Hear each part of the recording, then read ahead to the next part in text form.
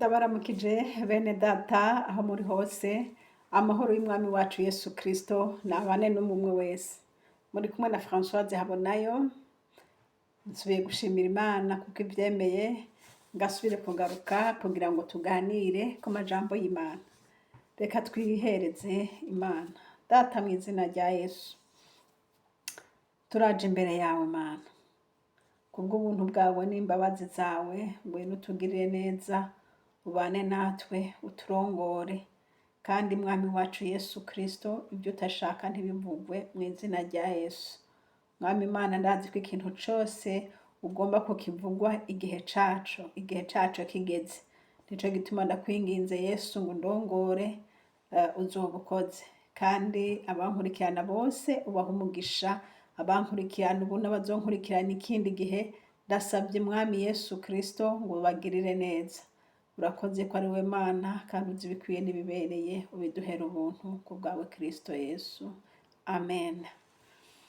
Haleluya. Guhoraho umucamanza ambonye kw'amaraso, ntacira urubanza rubi, anyita ugororotse, yaranyiguze nduwiwe, niwe bugingo bwanje, kuko adapfa singipfuye, twe na Yesu turumwe. Imana ishimwe. Mwijuru imbere y'Imana dufise utuvugira, kandi nahabwa icubahiro, atubereye maso igihe cose. Imana ihabwa icubahiro. Bene data, nsubiye kugaruka. Uyu munsi ngomba tuganire ikintu kimaze iminsi mu mutima wanje. Bene data bo mw'ishengero rya Pentekote ry'i Burundi, tumaze iminsi turi mu ntambara y'impwemu, ndi buvuge gutyo, kandi iyo ntambara itugejeje kure, ariko turacagwana. Imana izodufasha, Satani azotsindwa, hanyuma ibintu bizogenda neza. Ariko ico nje kuvuga uyu mwanya, nagomba turengere intambara turimo nk'ishengero ryacu, tugende mu ntambara ya rusangi. Hariho intambara ya rusangi, intambara y'abakristo bose bitirirwa izina rya Yesu. Aha niho nje bene data bakunzi, waba uri muri Pentekote, waba utariyo, uko kose wiyumva kugendana n'Imana, ugakorana n'Imana, ukaba warakiriye Yesu Kristo nk'umwami n'umukiza wawe, ukaba uri mu bantu bifuza kuzotaha ubukwe bw'umwagazi w'intama w'Imana, ndakwinginze uyu mwanya untege amatwi, nkuganirire ico umwami Imana yashize ku mutima. Haheze igihe kitari gito, abantu benshi bariko baravuga ibi bintu vyitwa Nouvel Ordre Mondial, hanyuma harimwo n'ibindi bintu vyinshi cane bigenda bivugwa. Ariko jewe mu nkundire nze kuvuga ku kintu kituraba nk'abantu b'Imana, ico umwami Imana yampishuriye, kandi akimpishurira kera, ariko sinamenya ngo mbega ibi bintu ni biki. Ariko uyu munsi ndagomba kugira ngo tubivugane namwe bene data. Muze kunyihanganira ko muri iyi video iraza kuba ndende gatoya. Hari imbere ya Covid, murazi ko Covid yatanguye 2019, rero hari imbere yaho, numva ko ari igihe kirekire. Hanyuma ndota mbona umuntu w'umugore araza arambwira ngo, Françoise, mfatira uyu mwana, ampa umwana ambwira ngo ndamumufatire, kandi twari kumwe n'abandi nka groupe ntoya nyene, ambwira ngo nivyashika mukaba oblige guhunga mukiruka, nihaza ikintu cobatera guhunga, ati uzuhungane n'uyu mwana. Uko niko yambwiye, ati nanje ninagaruka nzoguha impembo. Ni sawa. Iyo nzozi mbona mpaye uwo mwana, nabo bantu twari kumwe rero turagenda twicara ahantu muri nature, ahantu nyene mu duti, turicara turasasa. Sinzi ko turiko turarya nuko twariko turiririmbira, ariko twari ahantu nyene twinezererewe. Na wa mwana mpaye mba ndamufise. Ubwo nyene haheze umwanya nza mbona haje abantu baza baratorogana. Wiyumviye nawe mwagiye nk'ahantu muri nature mwicayeho muriko muraganira muri kumwe n'abo bantu, hanyuma ukaza wumva nk'abandi bantu baje n'ijwi ryo hejuru batorogana cane. Tuca turagira ubwoba, tuca turiruka tuja kwinyegeza. Hanyuma twinyegeje, urumva nyene ikintu kije umuntu wese aca ahunga akiruka.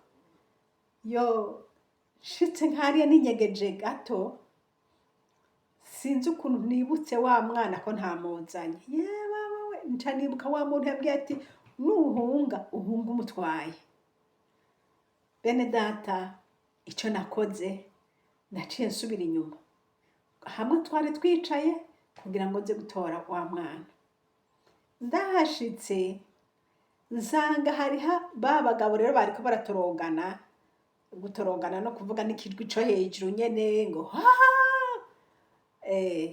hanyuma nca ndahasanga abagabo batatu. Ndahasanze abagabo batatu, ikintu navuze nti mpereze umwana wanje, mwebwe muri bande, mpereze umwana wanje, kuko nasanze uwo mwana basa nkaho umenga bariko baramugaburira.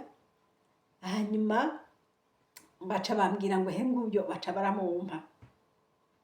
Bamumpaye nca ndababwira nti mwe muri bande, ndabakankamira nyene ndababaza nti mwe muri bande mwagira muntware uyu mwana, mwe muri bande? Nza mbona umwe ndiko ndavuga nti mwe muri bande, aca araza kugira ngo anyereke uwo ari we. Nza mbona aho hantu twari twicaye bwa mbere ndabona umenga ni muri nature, ariko muri uwo mwanya ndahagarutse nasanze umenga bahashize akantu k'agahema umuntu ashobora kwinjiramo akinjira nk'ugiye mu cumba gutora ikintu. Niko nabibona, ibyo mu nzozi murabyumva uko bimeze. Nza mbona ndamode nti mwe muri bande, ngo aha ugomba kumenya ngo abo turibone hehe. Aca arinjira, mbona yinjiye muri ako karyango ngo kari aho hantu nyene murabona bari. Aca azana agakarton karimwo utuntu tw'uducupa twinshi, uducupa duto twinshi, nka twa tundi nyene tw'imiti. Aca aranzanira, nti je nakubaje muri bande, ubu ibyo unzaniye n'ibiki? Ibyo n'ibiki? Ngo twe turaba. Anyereka ibyo bintu. Hanyuma nshishikara kuvuga nti no, sinemeye, je nshaka kumenya muri bande, muvuye hehe, mushaka iki?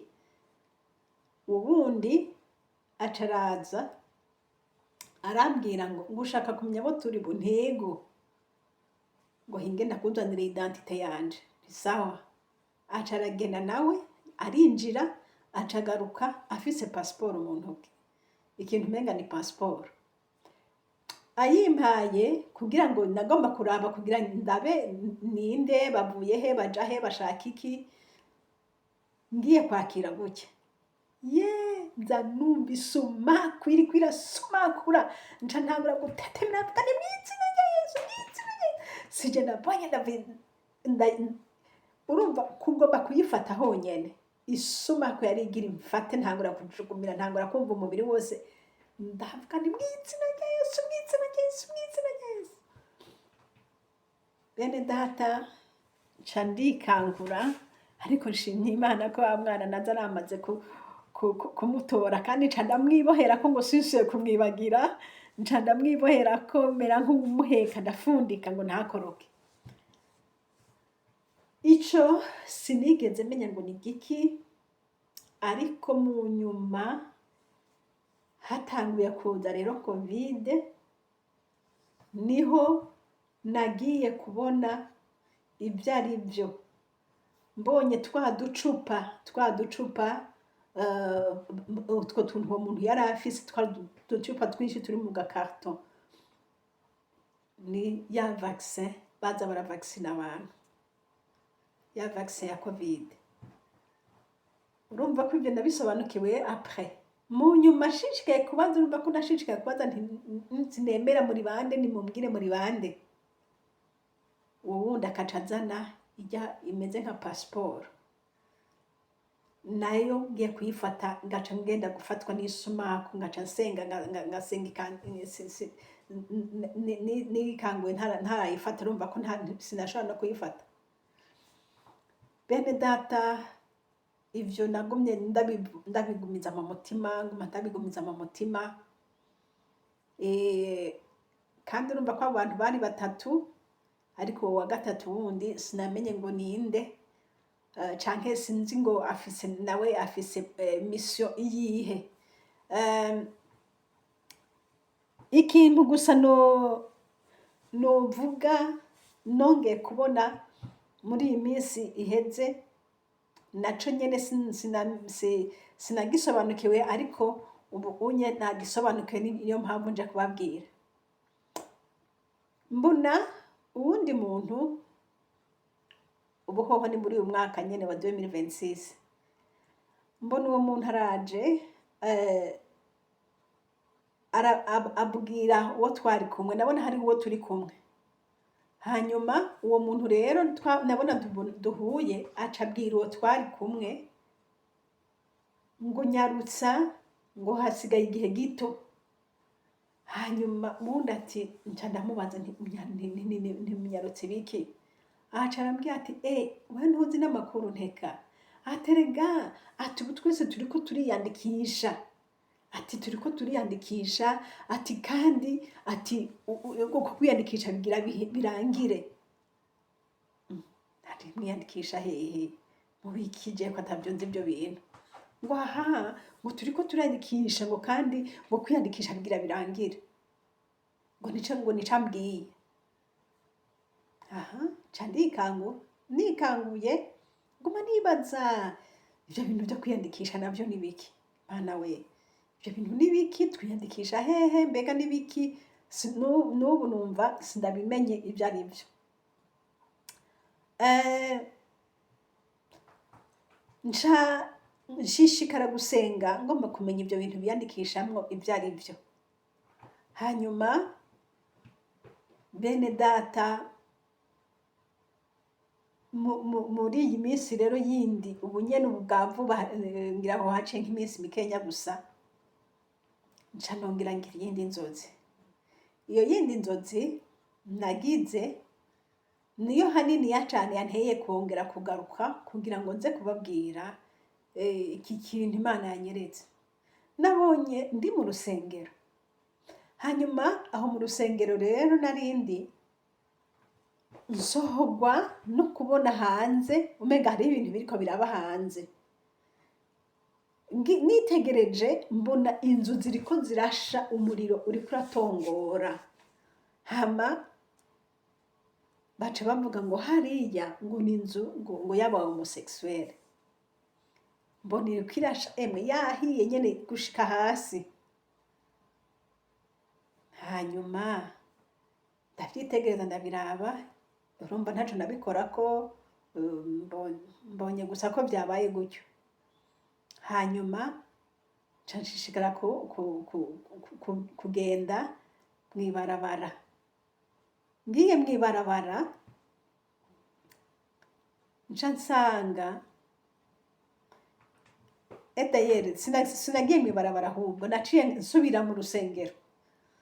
Urumva ko kare nabona ari urusengero, ariko nsubiye kwinjira noneho nsanga rwa rusengero ahubwo mbona rwahindutse.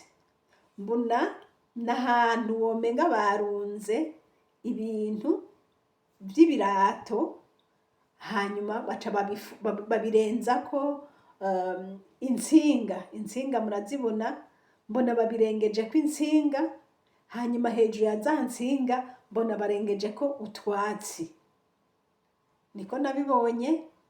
Hanyuma jewe rero nca ngenda guhonyorako nkaho noba ngiye kuraba ikintu nari nibagiriyeyo ibirato. Hama rero nca ngenda nkuko ngiye kurondera ivyo birato ngo nari nambaye nabisizeyo. Ndabironse, urumva ko naciye mponyura aho hantu nabona umenga ni ku twatsi, mugabo ntihari ku twatsi, kuko urumva yari ubwatsi bukuyengeje, munsi hari intsinga, kandi munsi ya nyantsinga hari ibirato vyinshi cane birunze vy'abantu benshi womenga n'abantu bashize aho hantu. Nca nkuramwo ivy'iwanje ko nabibonye biri hejuru, nca ndabikuramwo n'uwundi muntu twari kumwe navyo ndabikuramwo. Hanyuma ndabikuyemwo ntangazwa n'ingene ivyo birato ukuntu vyasa, nsanga bisa nkaho abantu babino barabizi, nk'iyo wamye gukata ubwatsi nko muri jardin, ukatisha karya kamashini, hariho ukuntu ivyatsi bitaragurika. Rero bigutaragurikiye ku birenge uca umenga ni ibintu nyene vyagucafuje ku birenge. Namba woba wambaye ikambambiri canke woba wambaye ikirato co hasi, ukagenda ugakoresha irya mashini ugenda uraca ubwatsi, hariho ivyatsi bigenda biragusigara ku birenge munsi canke no hejuru nuko. Rero ivyo birato nabonye bimeze uko nyene, nkaho womenga ndabivanye gukata ubwatsi muri jardin. Ico navuze ntireka ngende kuvyoza uko nyene, naciye mvuga ntireka ngende kuvyoza. Nsohotse hanze nca mpura n'umugwi w'abantu, uwo mugwi w'abantu baca barampagarika, bampagaritse baca barambaza ngo zana identite yawe. Urumva umuntu avuye mu rusengero, none noba ndayifise gute? Zana identite yawe. Ndahora barasubira igira kabiri, zana identite yawe. Nca ndavuga nti ntayo mfise. Baca irigira gatatu, baca banyereka ku mibiri yabo ngo basizana turabe aho bayishize ku mubiri wabo. Bobo baca barambura baranyereka aho umenga ni ibintu vyabakwabaguye. None abandi bariko baranyereka ivyo, mbona n'abandi baranziyeko, mbona ni groupe iriko iraba nininya contre moi. Mu mutima nca ndavuga nti aha rero ari ugupfa ndapfuye. Rero imbere yo gupfa wopfuma uzirikure, nti jewe rero ngira nshingire intahe Yesu, nico conyene gisigaye, bace bashaka banyica. Hanyuma mbonye bariko baranyereka aho babasikanye izo ntuzenya zabo, izo identite zabo mu mibiri yabo, nca ndababwira nti ubwo nti jewe ndi umukristo, ni mbega mwebwe murazi Yesu? Nza mbona batanguye kurabana, bankanurira amaso.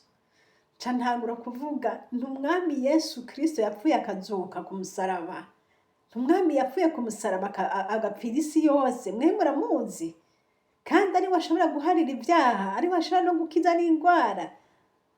Ntabwo kubivuga gutyo, mbona barankanurira amaso. Nza mbona haje uwundi mukobwa avuye nk'ahandi hirya yaho, acaza arirukanga abasanga abo bantu bari iruhande yanje, aca arababwira ngo yemwe ngo hariyo mvuye, ngo hariho abandi bariko baravuga nk'ivyo uwo ariko aravuga. Ndavyumvise gutyo menya ko hariho abandi bene data bariko barashingira intahe Kristo ahandi hantu. Noneho ncangira inkomezi, nca ndavuga Yesu yakunze abari mw'isi, Yesu yaje mw'isi, Yesu ari we Mana umwizeye abona ubugingo, Yesu aharira abantu ibyaha. Yesu ndavuga ntanguye kumuvuga mbona bo barankanuriye amaso, mbona batanguye kumera nk'abashaka guhindukirira uwo Yesu, ariko nca ndikangura. Nshuti bene data muriko murankurikira aho muri hose ku isi yose, nashaka kubasaba, intambara turimwo uyu munsi y'amadini aho dusengera, ingorane duhura nazo ni nto cane par rapport y'ibihanze isi yose. Ariko muri rusangi ubutsinzwe intambara ntoya ntiyoza kurwana intambara yindi yo hejuru, kuko iyo hasi deja iba yamaze no kumutsinda. Uwunaniriwe mu wa kabiri ntiyoja gukora ikibazo co mu wa gatandatu. Rero ico ndiko ndavuga niki? Ndiko ndavuga ngo izi ntambara duhura nazo mu mashengero ni bito par rapport y'ibindi biri imbere birindiriye umugeni wa Kristo ahari hose. Ariko nagomba nkubwire ngo niyo ntambara mvuze ngo ni nto, si nto, kuko iyo niyo wayineshwa uzoba uneshejwe burundu.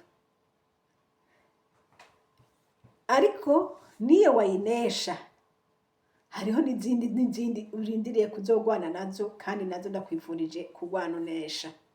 Imana ishimwe. Ngaruke kuri za nzozi.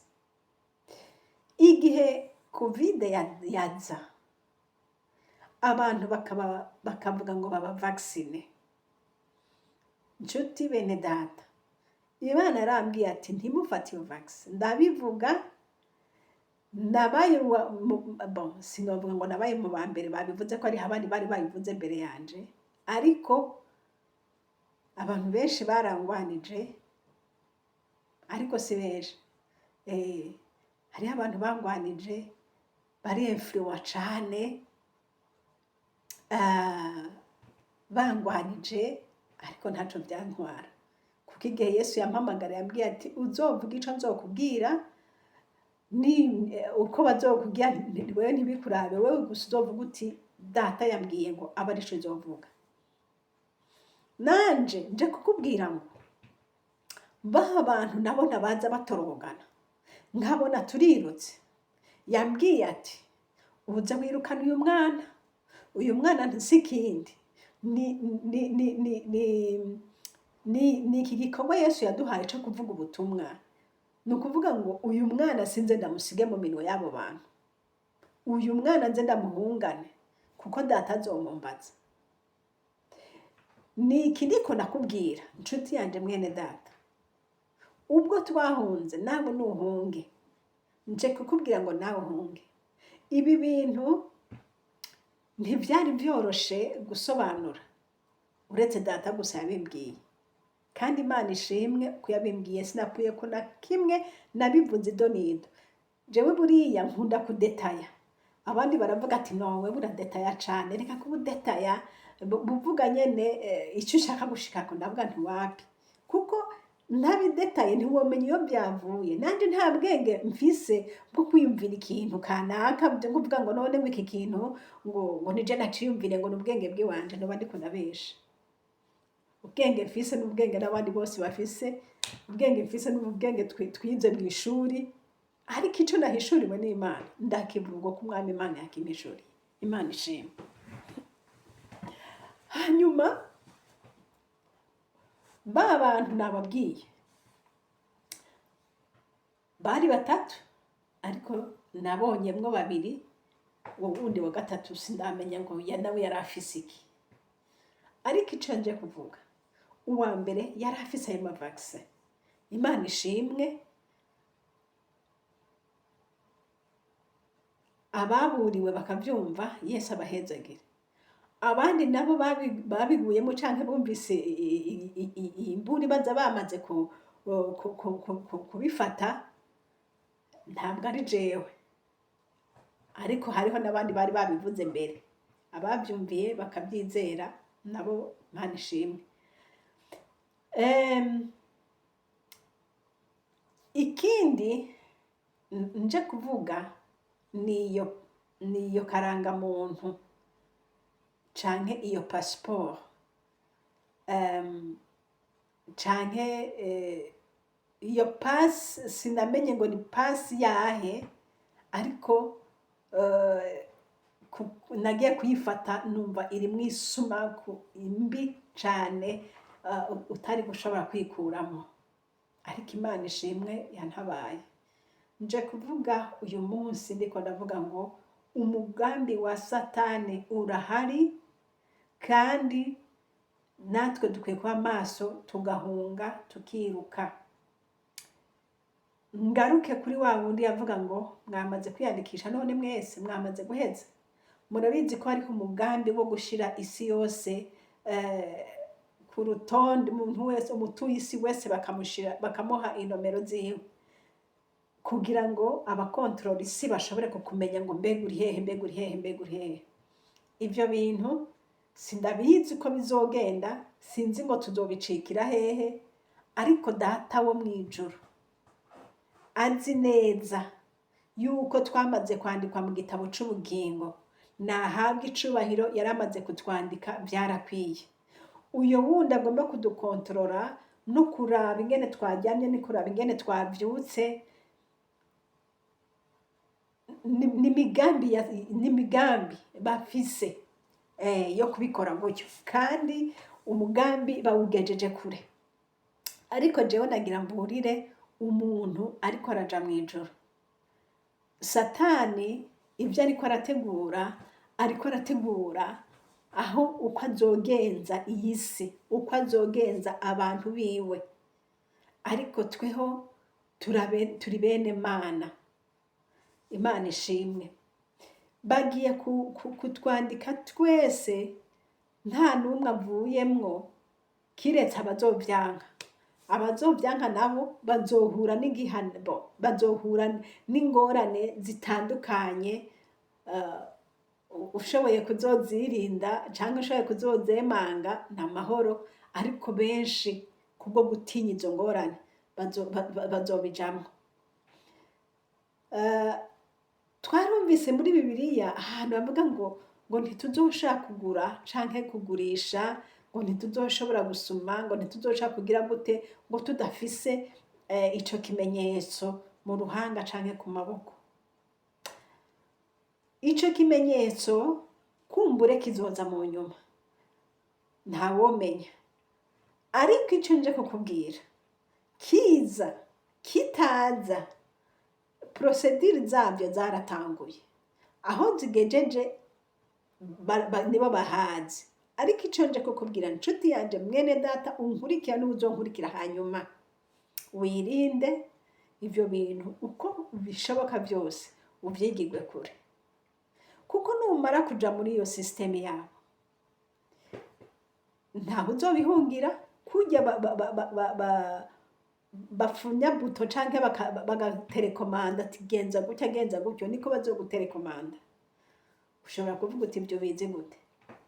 Ntavyo nzi, ariko tugumije ubwenge Data yaduhaye nivyo vyiza. Uyu munsi hariho ubwenge artificiel bariko barashira mu bantu, bariko barabushira mu bantu.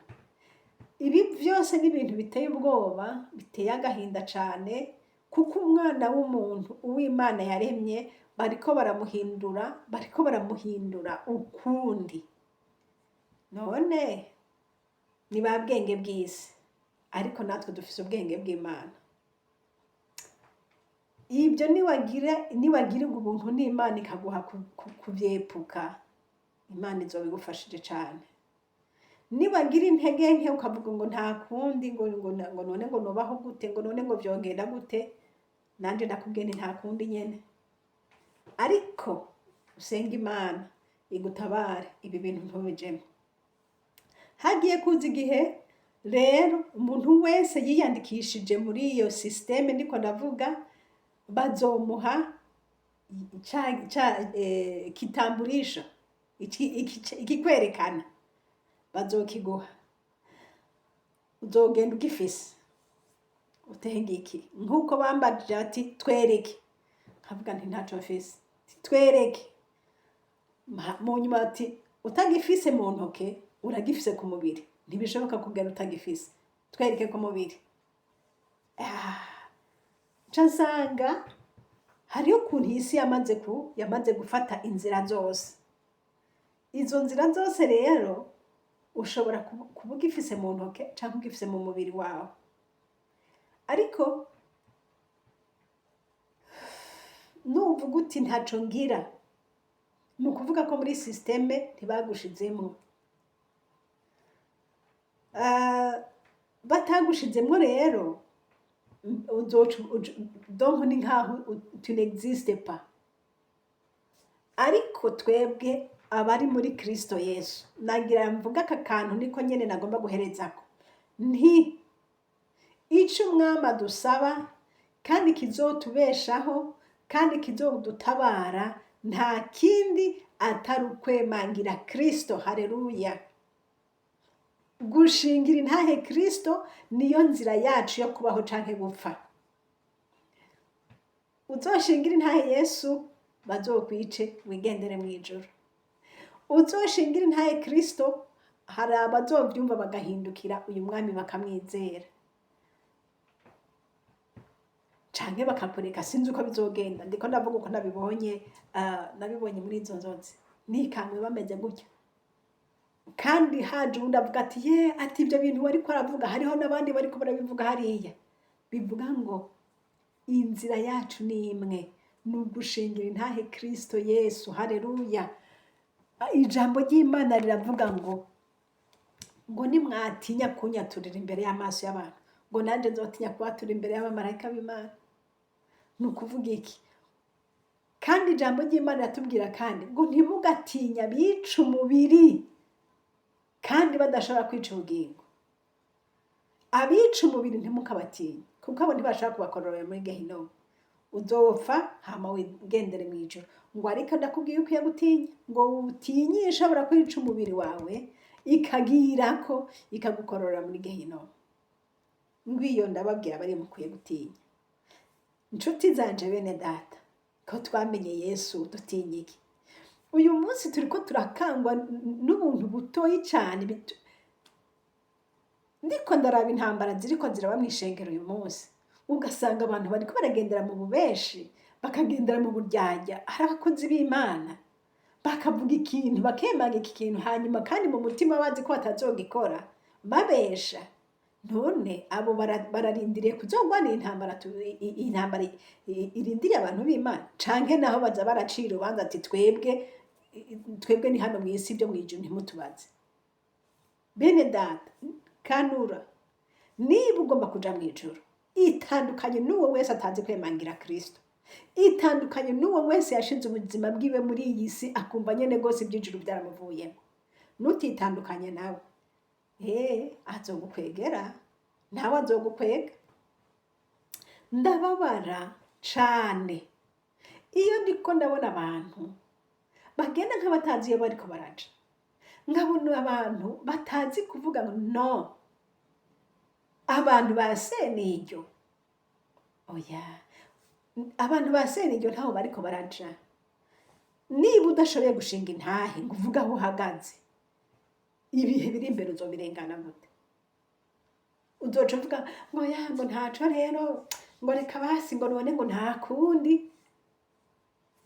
Ndakaravye ndakubwiye, niba ari nta kundi niwigendere muri nta kundi nyene. Ndiko ndakebura abafise mu mitima y'abamaranga aje Siyoni. Satani ntakaguhende ngo yaye ngo uzokwikamufure, ngo yaye ngo hari ukuntu bizogenda. Ntako bizogenda. Byogenda gute? Inzira ni imwe, swati uraja muri bo canke ntuja muri bo. Hari umuntu yambajije ati none hati mwebwe hiyi iwanyu none ntimwamaze kubigira, ntimuri muri systeme. Iyo systeme turimwo ntiraba au niveau mondial. Kumbure nshobora kuba ndi muri systeme yo muri komine yacu canke uko babikora muri iki gihugu senze, ariko ibi biriko biraza bitandukanye n'ibi twabayemo, kuko ibi biriko biraza ibi biriko biraza bazo mu nyuma bazoshiramwo bagushiramwo ka gapisi karimwo identite yawe sawa, ekonomi yawe, ibintu byawe vyose birimwo. Ubu birashoboka byinshi barabifise mu mamashine yabo, ariko hari ibyo badafise. Ariko igihe bazavuga bati karangamuntu yawe yose iri muri wewe, ni ukuvuga ngo ibyo bakeneye byose baca basikana wewe bakaba bakubonye. Nanone niyo batosikana bapfa kubona aya masatelite yose azogutora aho uri hose. Nagomba ndakubwire ngo ntaho kwinyegeza muri isi hahari, no, ahubwo hasigaye inzira imwe gusa, gushingira intahe Kristo. Ako niko nje kukubwira, niwabona uwonanirwa gushingira intahe Kristo, nta kundi. Ariko niba ushaka kuzoja mw'ijuru ukabana n'umwami Imana, ushingira intahe Kristo. Ntutinye abica umubiri badashaka kwica ubugingo.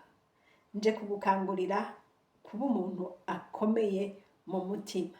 Nje kugukangurira kumenya ngo ba bagabo batatu baraje kandi baratangiye igikorwa cabo. Imana ishimwe yambare ngo mpeke umwana, ngo data ngo nyene umwana hazozira nzomumuhereze. Ndiko ndakubwira na mweneda, ibi bintu bihunge, uzobihunge uko ushobora kose, kugira ngo bikunze uzopfire muri Kristo Yesu.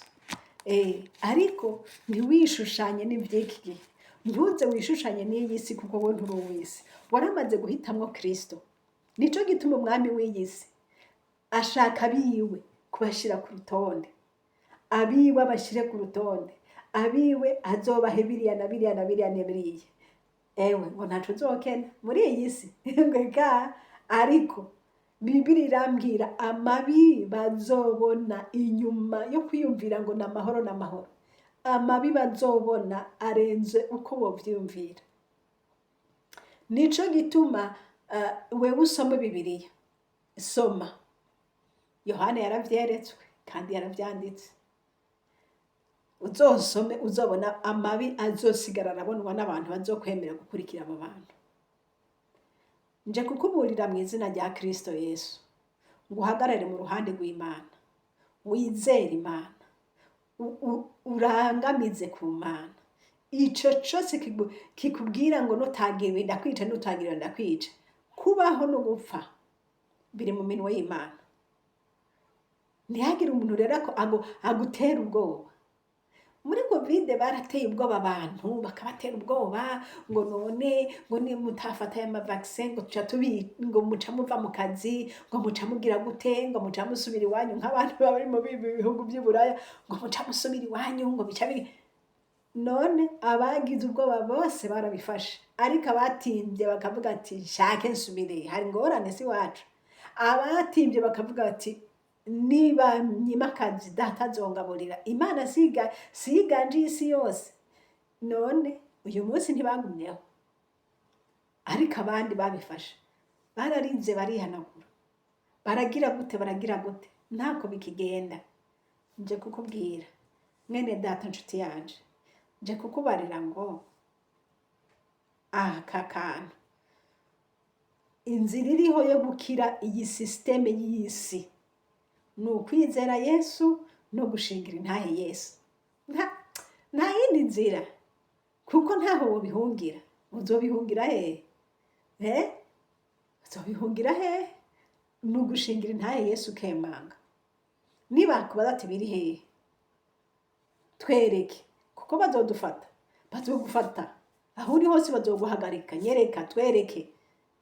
Uti ntaco mfise, okay, ntaco mfise mugabo we turakubona, twereke ku mubiri wawe aho babishitse. Ucuvuga uti ingene nabereke jewe ubundi. Jewe muri ivyo sindimwo, jewe nemera Kristo Yesu umwami n'umukiza wanje. Hanyuma rero cushishikara ushinga intahe, erega ntuzoba uri wenyene. Uye mukobwa yaranyankorajije, ati hariya yavuye, ati hari abandi bariko baravuga uko. Ariko kandi nagenda kubwire wa muntu we wihaye ibyaha, ukiha kugenda nk'uko umwami Imana adashaka, hariho umuriro uzokoroka uvuye mu ijuru uturira abo bantu bose bariko barigenza ivyo bintu bitari vyo. Uyu munsi aho duca hose wumva ngo aba homosexuel ngo ibiki abantu bose bakajugumira, abantu bose ibihugu byose mu izina rya Yesu. Hariho umuriro ugiye gukoroka udakorowe n'umuntu ariko ukorewe n'Imana, uzoyigiza abo bantu. Erega kurya yabikoze i Sodomu n'ubundi azobikora uko nyene. Umwami wacu ntatinya, umwami wacu ari contre umuntu wese agomba guhagarara yiteye guhangana n'Imana. Mvuze ibyo neretswe, nta muntu yabimbwiye, nanje ndiko ndababurira nti yemwe mw'abantu mwe, mugaruke ku Mana, mugaruke ku Mana, uhora abagirira imbabazi. Imana yo mu ijuru ibahezagire, ababyumvise Imana ibaha umugisha. Mwizigirwe wacu Yesu, ndagushimiye kuko urumugira neza, urahambaye, urakomeye, nta yindi Mana isa nawe. Mana kumbure sindabisobanuye neza, ndakwinginze mpwemu wawe yera asobanurire umuntu wese yifuza gutahura ibi bintu. Mwami Yesu, udufashe kukwemangira biguma canke byoroha, uturinde kuja muri uyu mutego Satani yazanye, mu izina rya Yesu Kristo. Mana mfasha uyu mwana sinze ndamushire hasi, mu izina rya Yesu Kristo. Mana nshoboza byanka byakunda Mwami Yesu, kuko wavuze ngo uyu mwana muzomumbaza.